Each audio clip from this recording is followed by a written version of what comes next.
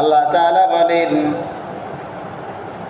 আফাহাসিবতুম আন্নামা খালাকনাকুম আবাসা, তোমরা কি মনে করো, তোমরা কি ধারণা করো, তোমরা কি এই চিন্তা করে বসে আছো আল্লাহ তাআলা তোমাদেরকে এমনিতেই সৃষ্টি করেছেন, খালি খালি সৃষ্টি করেছেন, কোনো উদ্দেশ্য ছাড়া আল্লাহ তাআলা তোমাদেরকে সৃষ্টি করেছেন, এই জাতীয় কোনো চিন্তা ভাবনা নিয়ে তোমরা বসে আছো নাকি?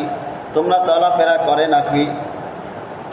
আল্লাহ তাআলা আমাদের কি প্রশ্ন করলেন যে তোমরা এই জাতীয় কোনো চিন্তা ভাবনা করিও না, আমি উদ্দেশ্যহীনভাবে কোনো কিছু সৃষ্টি করি নাই।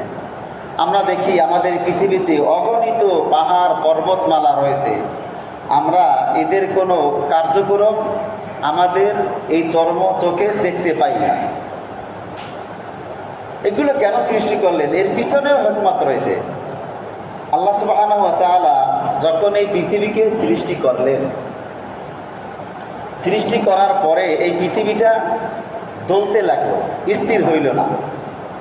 যখন স্থির হইল না, আল্লাহ তাআলা এই পৃথিবীকে পাহাড় দিয়ে একটা পেরাক মেরে দিলেন, লোহার মতো মেরে দিলেন। যখন আল্লাহ তাআলা এই পৃথিবীতে পাহাড় সমূহকে সৃষ্টি করলেন, তখন এই পৃথিবী স্থির হয়ে গেল। সুবহানাল্লাহ। আমরা তো আপাতত দৃষ্টিতে এগুলো দেখতে পাই না, বুঝতেও পারি না। সেজন্য দেখবেন যারা পরিবেশবিদ আছেন তারা কিন্তু আমাদেরকে বারবার অনুরোধ করেন যে আপনারা পাহাড় কাটবেন না। কি তারা পাহাড় কাটতে নিষেধ করে না? কেন করে? যদি আমরা পাহাড়গুলো কেটে বিলীন করে দেই, এই পৃথিবী তার ভারসাম্য হারিয়ে ফেলবে। সেজন্য আমরাও অহেতুক পাহাড় কাটাকাটি করব না।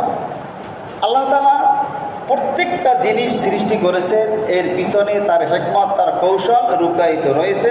আমরা বুঝি আর না বুঝি, অবশ্যই কোনো হিকমত রয়েছে। আল্লাহ তাআলা ঠিক তেমনিভাবে আমাদেরকেও যে সৃষ্টি করলেন, এই সৃষ্টির পিছনে তার উদ্দেশ্য রয়েছে, তার হিকমত রয়েছে, তার কৌশল রয়েছে। আল্লাহ তাআলা আমাদেরকে সৃষ্টি করলেন বড় আদর করে, বড় মায়া করে, বড় ইচ্ছা করে। আল্লাহ তাআলা আমাদেরকে সৃষ্টি করার পরে আমাদেরকে এমনিতে ছেড়ে দিলেন না, অর্থাৎ একা একা ছেড়ে দিলেন না।